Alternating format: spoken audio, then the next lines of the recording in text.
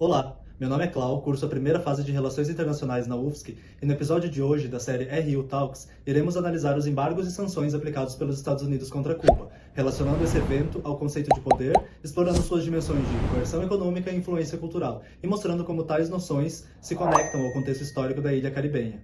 Recentes acontecimentos no cenário geopolítico do continente americano trouxeram novamente a crise do conflito entre Cuba e Estados Unidos para os holofotes das notícias internacionais.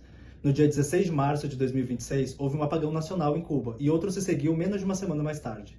Estes eventos marcam o culminar da crise petrolífera e energética em curso que Cuba enfrenta desde o início do ano. O evento catalisador da escalada na crise atual foi o sequestro do presidente Nicolás Maduro da Venezuela, no dia 3 de janeiro de 2026, por agentes estadunidenses.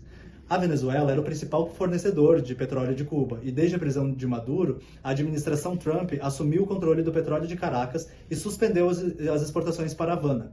Como resultado, estima-se agora que Cuba tenha perdido acesso a mais de 90% do petróleo que importava. Atualmente, os Estados Unidos e Cuba estão em negociações diplomáticas, em meio à forte tensão, com conversas acontecendo para tentar reduzir o impacto do bloqueio econômico e energético imposto por Washington. Apesar do diálogo, há impasses importantes. Os Estados Unidos pressionam por mudanças políticas em Cuba, enquanto o governo cubano aceita negociar questões econômicas, mas recusa discutir seu sistema político, o que dificulta um acordo mais amplo. A pressão exercida pelos Estados Unidos sobre Cuba não é apenas um episódio isolado, e sim um exemplo real de como o poder se manifesta nas relações entre os Estados. Ao mesmo tempo que molda a geopolítica, também alcança o cotidiano da população. Para entender melhor esse processo, vamos entender primeiro o que é poder. Poder é a capacidade de um Estado de exercer controle ou pelo menos influência sobre outros Estados e sobre o rumo dos acontecimentos. O poder tem duas dimensões principais, a interna e a externa. A dimensão interna é a capacidade de um país de resistir a influências externas quando define suas políticas. Em outras palavras, é a autonomia do Estado. O poder não é absoluto, ele varia conforme o contexto histórico e os recursos disponíveis. Certos elementos, como força militar, capacidade econômica, tecnológica ou demográfica, podem ser decisivos em determinados momentos, mas perdem relevância em outros. Por exemplo, durante a Idade Média, a aliança com o papado era estratégica. Hoje, essa influência é muito mais limitada. Assim, o que é considerado poder em um período pode não ter o mesmo peso em outro. Os acontecimentos recentes demonstram como o poder se manifesta nas duas dimensões. Na dimensão externa, observa-se a capacidade dos Estados Unidos de exercer pressão sobre Cuba por meio de embargos e bloqueios econômicos e energéticos, afetando diretamente a política da ilha e a vida cotidiana de seus cidadãos. Já a dimensão interna, na dimensão interna, percebe-se a resistência cubana em manter a sua autonomia política, mesmo diante da escassez de recursos e da pressão internacional. Nesse ponto, é fundamental introduzir o conceito de soft power. Diferente do poder duro, que se expressa por meio de sanções, embargos e coerção econômica ou militar, o soft power atua pela atração e pela persuasão. Ele se manifesta quando outros países desejam se aproximar de valores, cultura ou modelos políticos, não por imposição, mas por admiração e legitimidade. O caso de Cuba ilustra bem essa dualidade. Os Estados Unidos recorreram ao poder duro quando impuseram sanções e embargos que restringiram recursos essenciais, mas também buscaram exercer o poder brando, difundindo valores e estilos de vida para tornar atrativos para a população cubana e para a comunidade internacional. Dessa forma, o episódio mostra como o poder internacional não é fixo, mas se adapta às circunstâncias e combina diferentes formas de influência. Para entendermos melhor o conceito, iniciamos um relato histórico citando o lema do quinto presidente dos Estados Unidos, James Monroe, a América para os americanos. Esse lema foi a base da chamada Doutrina Monroe, que tinha como intuito evitar que países europeus fizessem intervenções na América. Depois da independência de 1898, Cuba continuou sob forte influência dos Estados Unidos, graças à Emenda Platt, que dava poderes para os Estados Unidos intervirem militarmente no país se achassem necessário.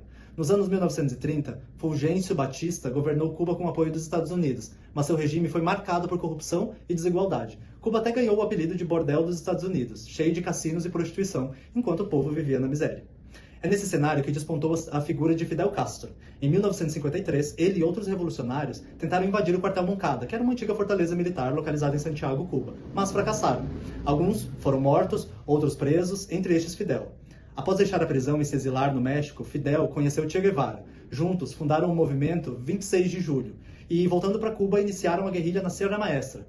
Depois de anos de luta, em 1959, Batista fugiu e Fidel entrou triunfante em Havana. A Revolução Cubana estava feita. No começo, Fidel até visitou Nova York e arrastou multidões, Mas, em 1960, Cuba nacionalizou propriedades americanas, incluindo 70% da produção de açúcar.